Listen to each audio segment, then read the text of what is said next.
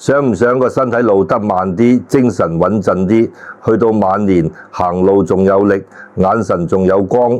我同你講，唔好一開口就諗住食咩補品，買咩藥材，煲咩名貴湯水。好多時一個人身體慢慢敗落，唔係敗喺夜晚嗰餐飯，亦唔係敗喺一兩次捱夜，而係敗喺每日朝早起身嗰10幾分鐘。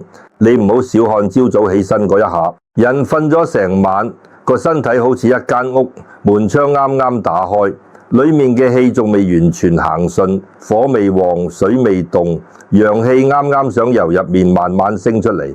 呢個時候你一做錯，成日個人就會散。你日日都做錯，幾年落嚟個底就會慢慢虛。到時你再問，點解我明明好勤力養生，都仲係成日攰？點解我日日飲溫水都仲係濕氣重？點解我朝朝去晨運，反而越行越冇力？答案好多時就藏喺你以為最健康嗰幾個習慣入面。有啲說話我唔係想嚇你。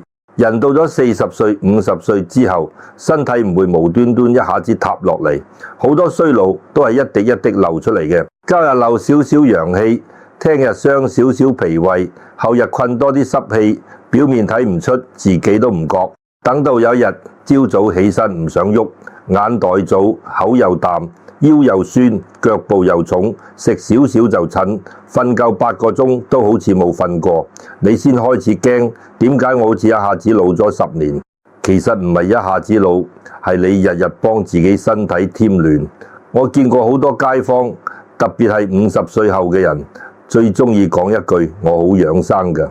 我朝朝6點幾起身，一醒就飲大杯溫水，跟住即刻落街行幾千步，行到出晒汗，返屋企即刻沖個涼，成個人清爽晒。你聽落係咪好健康？好似好自律，好似好有紀律，好似比啲瞓到日上三竿嘅人叻好多。但我同你講，養生唔係鬥勤力，養生係睇你識唔識順住自己個身體。易經講陰陽消長，萬物都有時辰。太陽未出齊，你硬要佢照到正午咁猛，係唔可能嘅。春天啱啱發芽，你硬要棵樹即刻結果，係傷根嘅。人嘅身體都一樣，晨早嗰陣，陽氣啱啱由入面慢慢升出嚟，你最需要嘅唔係急，唔係猛，唔係一開波就衝，而係俾佢慢慢開，慢慢暖，慢慢行順。但偏偏好多人一醒就犯第一個錯，眼都未完全睜開，鬧鐘一響，成個人即刻彈起身。你試過未？尤其冬天或者前一晚瞓得唔好，朝早鬧鐘一響，個心一驚，身體一縮，跟住即刻坐起身，甚至一落床就衝去廁所。嗰一下好似冇乜嘢，但對年紀大啲、血壓唔穩、心氣不足嘅人嚟講，其實好傷。我唔係叫你賴床，亦唔係叫你懶，懶同慢係兩回事。懶係唔想喐，慢係俾身體一個過渡。人瞓醒嗰刻，好似隻船啱啱離岸，你唔可以一下子開盡摩打。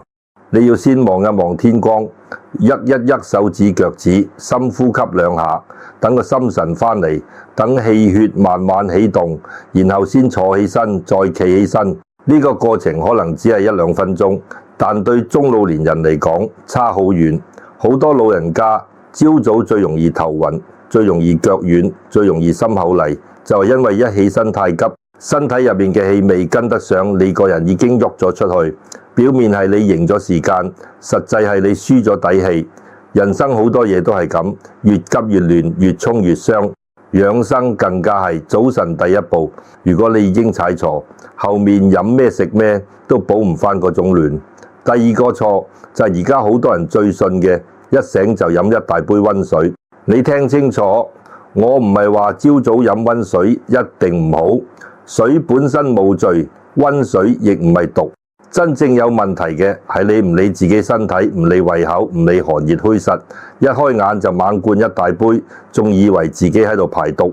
尤其有啲人一杯唔夠，飲到2杯，飲到個胃脹住，飲到口淡淡，飲到成個人覺得水汪汪，仲安慰自己我呢啲係清腸胃，係排濕。我同你講，濕氣唔係靠灌水灌走嘅，濕氣呢樣嘢中醫講得好清楚，脾主運化，你個脾胃有力，水先可以化成津液行去該去嘅地方。你個脾胃冇力，水入到去化唔開，運唔走，就變成濕，變成痰，變成身體入面一種黏黏滯滯嘅負擔。你本來已經濕重，舌苔厚，肚重，手腳沉，朝早再一大杯水倒落去，唔係幫你除濕，係幫你加濕。有啲街坊同我講：陳師，我日日飲溫水，點解仲係口苦口黏，肚腩又大，腳又重？我就問佢：你點飲啊？佢話一起身即刻飲，最好一口氣飲晒。聽人講咁樣先通便。我聽完笑一笑，我話：你以為自己個胃係水渠啊？塞咗就倒水沖。人唔係水渠，人係一團有火有氣有神嘅生命。你一朝早胃火未起，脾陽未旺，就用一大杯水壓落去，個火仲點樣升？飯點樣化？氣點樣行？尤其係本身怕凍，面色淡，成日討論，食少少凍嘢就唔舒服。朝早起身手腳冰冷嗰啲人更加要小心。你飲少少溫水潤一潤口，可以慢慢飲，可以，但你唔好當儀式咁，一定要大杯，一定要空肚，一定要一口氣。好多所謂養生法，一去到人群入面就變成硬規矩。原本只係提醒你補充水分，後來變成人人照抄。你身體受得住可能冇事，你身體本來虛，日日咁做就係自己傷自己。第三個錯就係一醒未夠暖就急住出汗。而家好多中老年朋友好有心，知道要運動，知道唔喐唔得，呢個方向冇錯。我都成日勸人，年紀大咗唔好成日坐，唔好成日攤喺梳化度，身體一唔喐，氣血就慢。但問題係好多人將運動當成還債，一朝早就急住還。天未光，早餐都未食，水就灌咗，鞋一照落樓就急行，行到索晒氣，行到背脊出汗，覺得咁先叫有效。我同你講，晨運最怕一個字，猛。人路唔係怕喐，人路係怕猛喐。你慢慢行，身體會醒；你一開始就急行，身體會驚。特別係春夏交替，秋冬清晨，外面風寒濕氣重，你毛孔未開穩，陽氣未護住表面，一出汗再俾風一吹，濕汗就好容易入。你以為出汗係排毒，其實有時係泄氣。你以為行到一身汗好精神，其實返到屋企先開始攰。下午眼瞓膝頭酸，夜晚反而瞓得唔深。仲有啲人更急，晨運完一身汗，返屋企即刻沖涼，覺得爽。爽係爽嗰幾分鐘，但身體入面未必受得起。出汗之後，皮膚毛孔打開，氣血浮喺表面。如果即刻用水一沖，尤其水溫唔穩，或者沖得太耐，對本身氣虛、陽虛、濕重嘅人嚟講，好容易令個人更散。呢啲唔係迷信，係你自己都感覺到嘅。你睇下自己有冇試過？朝早明明好勤力，行完又沖涼，點知9點10點開始眼疲醉，成個人似冇電，坐喺度都覺得腳底發軟。所以我成日講，早晨唔係用嚟衝鋒陷陣嘅，早晨係用嚟開機嘅。你部電話啱啱開機都要等佢再入，何況係人嘅身體？人身體比電話複雜得多。有氣血，有脾胃，有心神，有肝腎，有寒熱，有虛實。你唔可以一套方法套落所有人身上，亦唔可以聽見人哋話好就唔分青紅皂白，日日照做。我以前識得一個街坊，50幾歲，大家都叫佢阿強哥。呢個人好有意思，後生嗰陣做工程捱得頂得，風吹雨打都唔怕。到咗50歲出頭，開始覺得個人冇以前咁精神，腰又酸，膝頭又冇力。朝早起身塊面糟糟地，舌苔白白口口，成日覺得喉嚨有啲痰，吐又吐唔清，吞又吞唔落。佢自己心入面驚，覺得唔可以再咁落去，於是就開始學人養生。養生本來係好事，人識得驚，識得回頭，識得照顧自己，已經係福氣。但問題係阿強哥一開始就走錯咗路，佢唔係去聽身體講咩，係去聽網上啲短片講咩。今日有人話晨早一杯水可以清腸排毒，聽日有人話空肚行路可以延脂排濕，後日又有人話出汗越多身體越乾淨。佢聽完覺得好有道理，因為每句都講到好似有根有據，仲配埋啲圖，講到你唔做就好似對唔住自己條命。於是阿強哥立咗個規矩，朝朝6點起身，鬧鐘一響唔准自己瞓多1分鐘，眼未開晒已經一手蜻停鬧鐘，一手撐住床邊坐起身，坐都未坐定，拖鞋一住，第一時間就衝去廚房倒一大杯溫水，杯都唔細，差唔多500-600毫升。佢話：飛哥，我一定要一口氣飲晒，咁先有效，咁先可以沖走夜晚積落嚟嘅毒。我聽到呢度已經知佢問題喺邊。我問佢飲完有咩感覺，佢話初初覺得幾好，好似腸胃喐咗，過一陣會去廁所，但慢慢就唔對路。飲完之後個胃成日爭住，好似啲水浮喺裏面，落唔到去，化唔開。有時口入面淡到冇味，早餐唔想食，食2啖就頂住。最奇怪係佢本來諗住飲水除濕，點知舌苔越嚟越厚，朝早起身口黏黏，腳步重重，落樓梯都覺得膝頭唔聽使。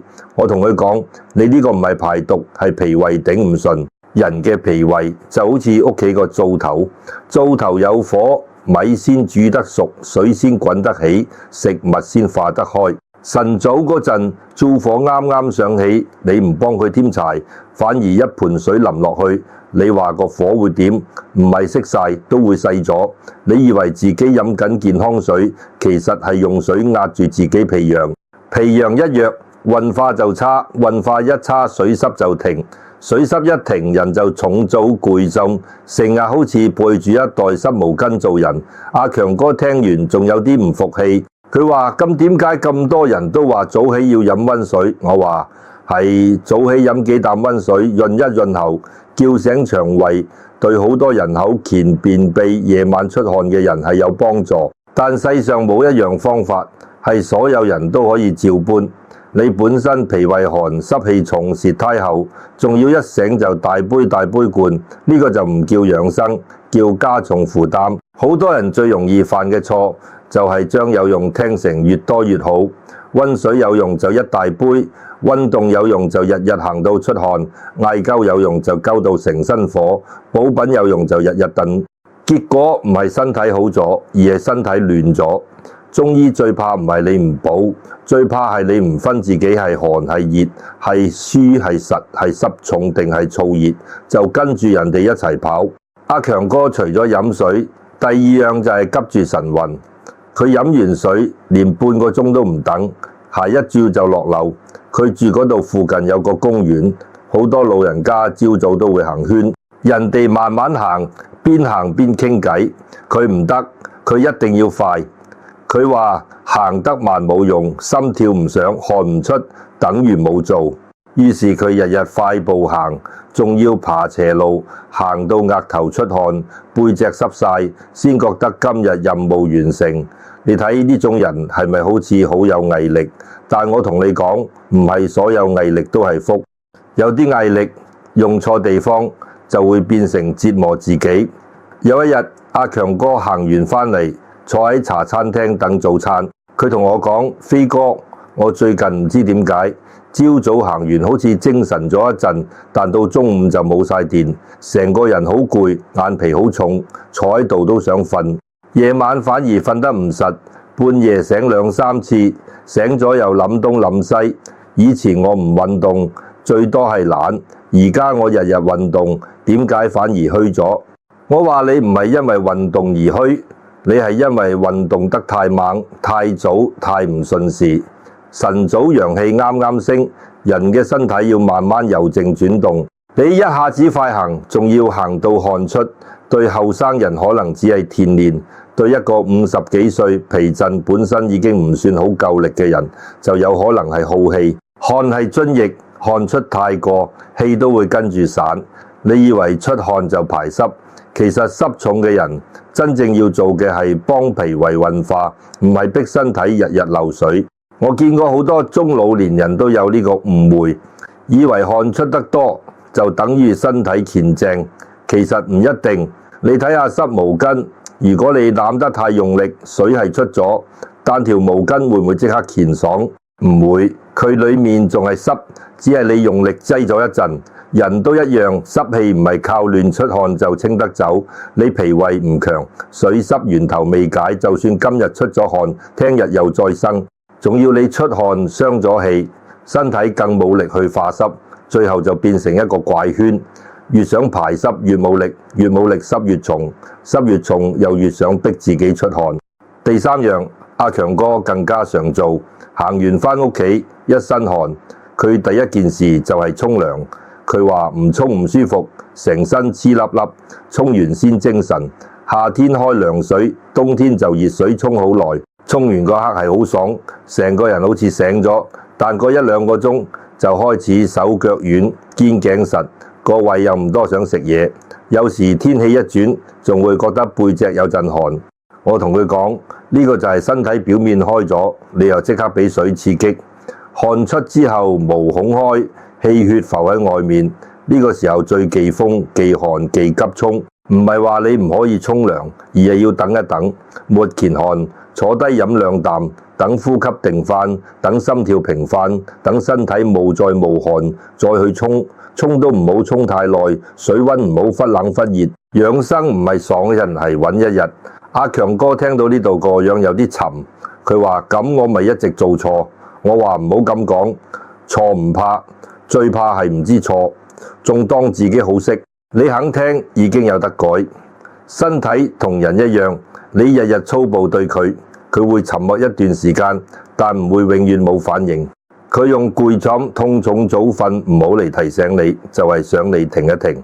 後來我叫佢改3樣嘢：朝早鬧鐘響，唔好即刻彈起身，先喺床上躺半分鐘，手腳喐一喐，深呼吸幾下。心定咗先坐起，坐起之後喺床邊坐多一陣，腳踩實地，等頭唔暈，先慢慢企。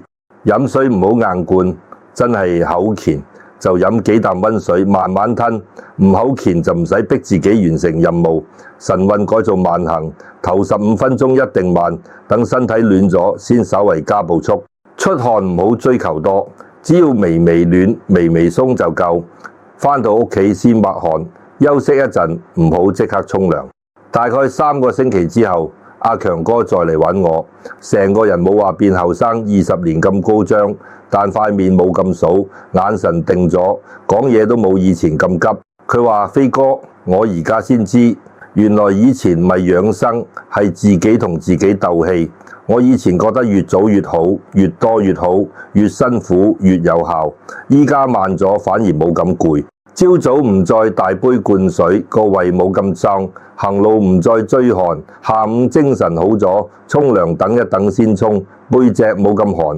我聽完同佢講，呢個就啱。養生養到最後，唔係養出一套規矩，而係養出一種覺察。你知道自己今日係虛定實，知道自己今日夠唔夠力，知道咩時候要喐，咩時候要收，咩時候要飲，咩時候要停。呢個先係真正嘅養。其實阿強哥呢個故事唔係佢一個人嘅故事，好多中老年朋友都係咁。年輕嗰陣用身體揾錢，到咗50歲之後就想用方法救返身體，心係好心，但太急。聽到人講一招有效，就即刻照做；聽到人講濕氣，就覺得自己全身都濕；聽到人講陽氣，就想一招補返晒。點知身體唔係銀行戶口，唔係你今日存多啲，聽日就即刻有利息。身體係田地，要睇季節，要睇土質，要慢慢鬆土，慢慢淋水，慢慢曬太陽。已經講順勢者昌，逆勢者傷。順勢唔係叫你乜都唔做，而係叫你做得啱時候、啱力度、啱自己。朝早係陽氣升發嘅時候，你要扶佢一把，唔好壓佢一把。你要幫身體開門，唔係一腳踢爛道門。你要等火起，唔係一盆水淋落去。你要叫醒身體，唔係嚇醒身體。尤其早起飲溫水呢件事，我一定要再講清楚。唔好走極端，唔好聽完又變成早上千祈唔好飲水。唔係咁，真正要改嘅係空肚大杯猛灌，人人照抄，唔理自己感受。你夜晚瞓醒口乾可以飲，你便秘津液不足可以按情況飲。你習慣細啖慢慢飲，飲完舒服冇問題。但如果你飲完胃似口淡反胃，手腳更重，早餐食唔落，咁身體已經話你知呢個方法唔啱你，至少唔應該咁飲。有時我覺得人最需要學嘅唔係養生知識，而係分辨力。分辨咩係適合自己，咩只係人哋講得好聽。分辨咩係身體真需要，咩係自己心急。分辨咩係持之以恆，咩係死撐硬頂。冇分辨力，越勤力越傷。你睇阿強哥，佢唔懶，佢好努力，但努力錯方向，身體照樣受苦。所以我成日提醒人，50歲後養生要有3個字：細、慢、穩。細係動作細啲，水細淡啲，變化細步啲；慢係起身慢啲，行路慢啲，俾身體回應嘅時間長啲。穩係唔好今日一套，聽日一套，唔好一陣猛補，一陣猛泄。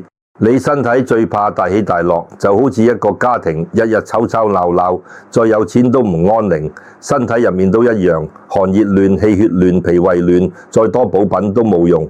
阿強哥後來同我講一句，我記得幾深。佢話：尋師，我以前以為養生係要戰勝自己，依家先明養生係要同自己和解。呢句講得好。好多病唔係因為你唔夠狠，而係因為你對自己太狠。朝早一起身就逼自己飲，逼自己行，逼自己出汗，逼自己完成任務。你以為你喺管理身體，其實你冇聽過身體一句說話。真正嘅長壽唔係靠逼出嚟嘅，真正嘅陽氣亦唔係靠猛衝猛撞衝出嚟嘅。陽氣似火苗，火苗要糊，要添柴，要避風。你日日一朝早就用急、用猛、用過量去折騰佢，佢點會旺？你反過來，慢慢起，慢慢飲，慢慢行，令身體覺得安全，令脾胃有力，令氣血自己行開，嗰種精神先係穩嘅。講到呢度，你應該開始明白晨早嗰幾個習慣唔係小事。好多人成日問我：飛哥，我點樣先可以補陽氣？點樣先可以去濕？點樣先可以老得慢啲？我通常唔會即刻叫佢買呢樣食嗰樣，煲邊款湯。我反而會問佢：你朝早係點起身？你一起身第一件事做乜？你飲水係細細啖，定係一大杯倒落去？你晨運係身體暖咗先行，定係一開門就急住出汗？因為一個人嘅陽氣唔係淨係靠補翻嚟嘅，陽氣更加要靠手。你一邊補一邊流，一邊養一邊傷，咁就好似個水缸有個窿，你日日倒水入去都存唔住。好多中老年人就係咁，夜晚飲補湯，朝早傷脾胃。平時講養生，晨早卻亂咁沖，口口聲聲話要去濕，實際上日日用錯方法，令濕氣更加全身。你唔好覺得自己一醒就起，係意志力強。後生嗰陣可能冇感覺，但年紀一大，身體由瞓眠狀態轉去清醒狀態，需要時間。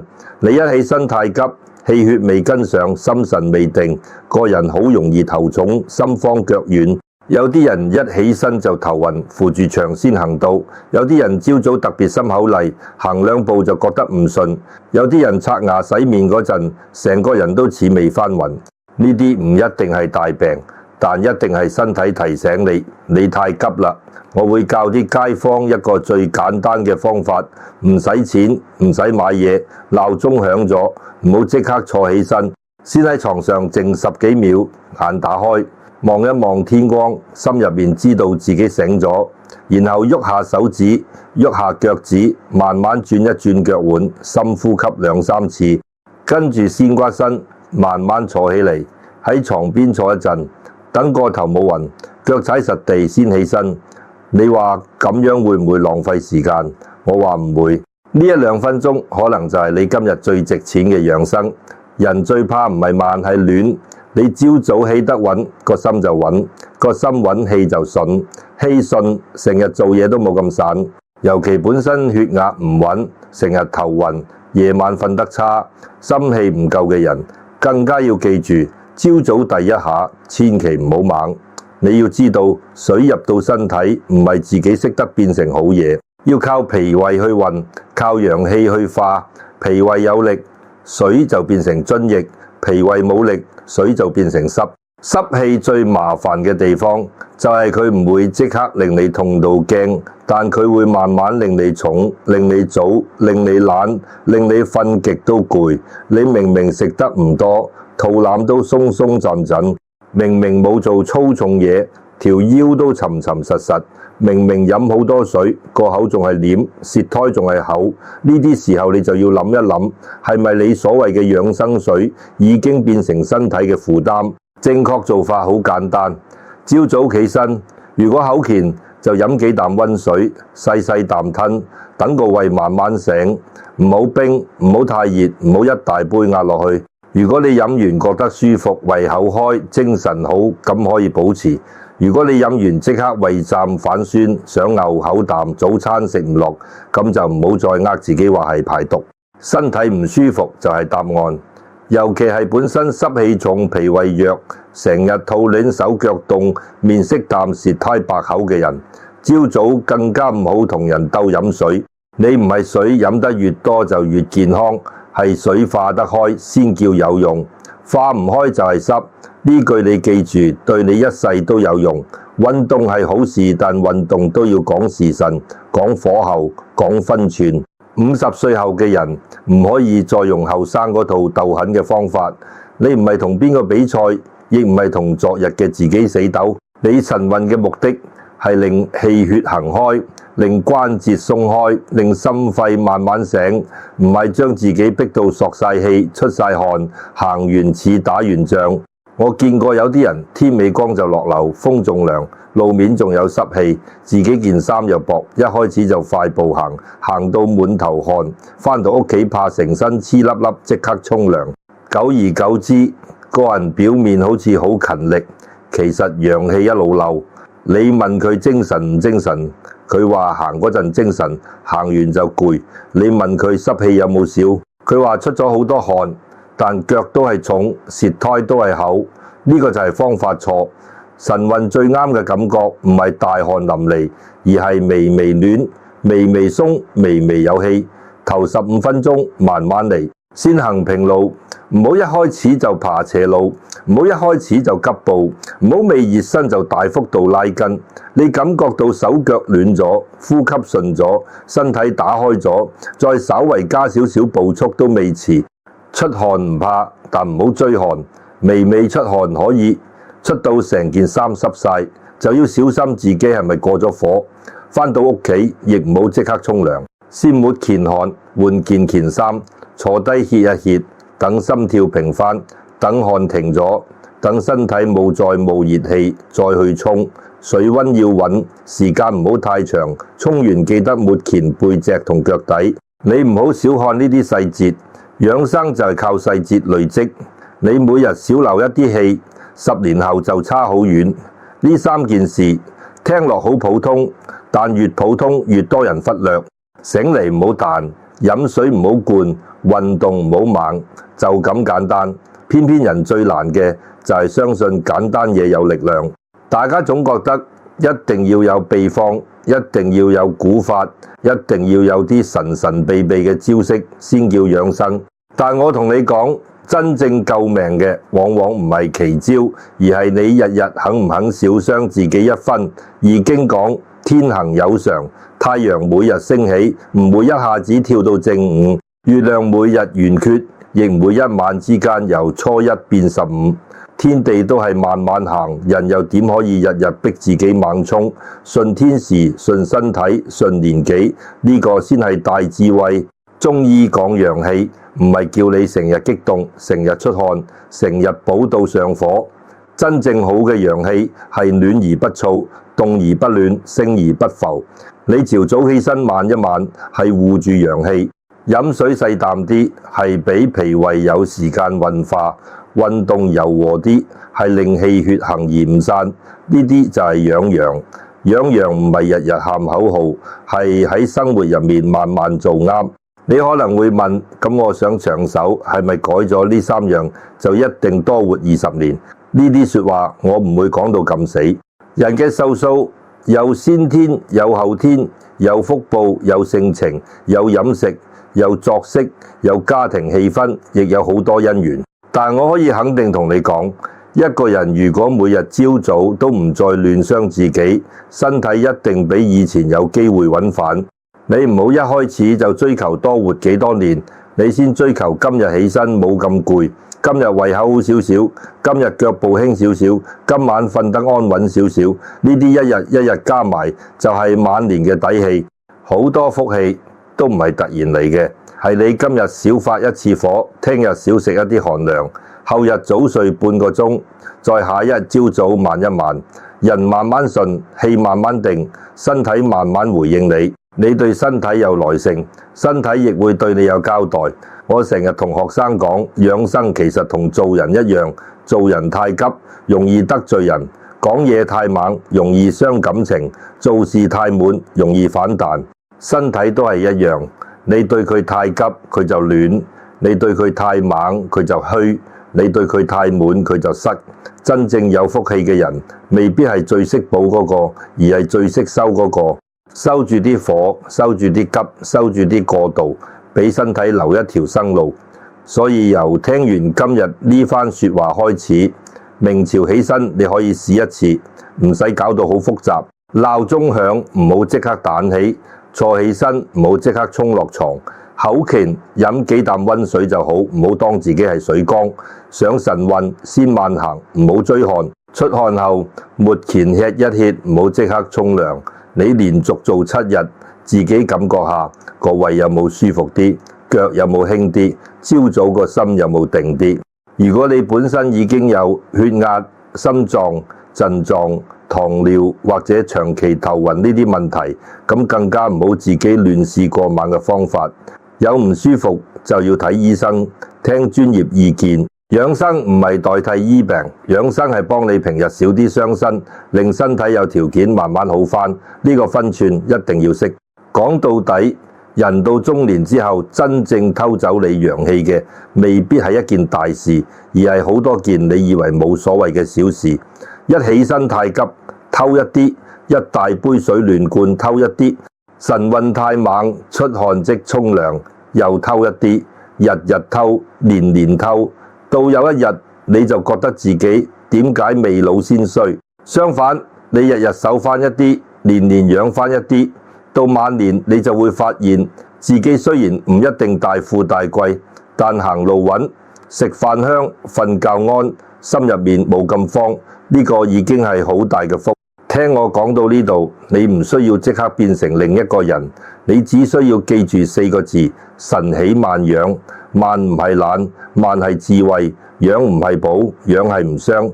由明朝開始，俾自己2分鐘，俾身體一個醒來嘅過程，俾脾胃一個開火嘅時間，俾陽氣一個慢慢升起嘅機會。人肯慢下來，命先有機會穩下來；身體肯穩下來，福氣先有地方住低。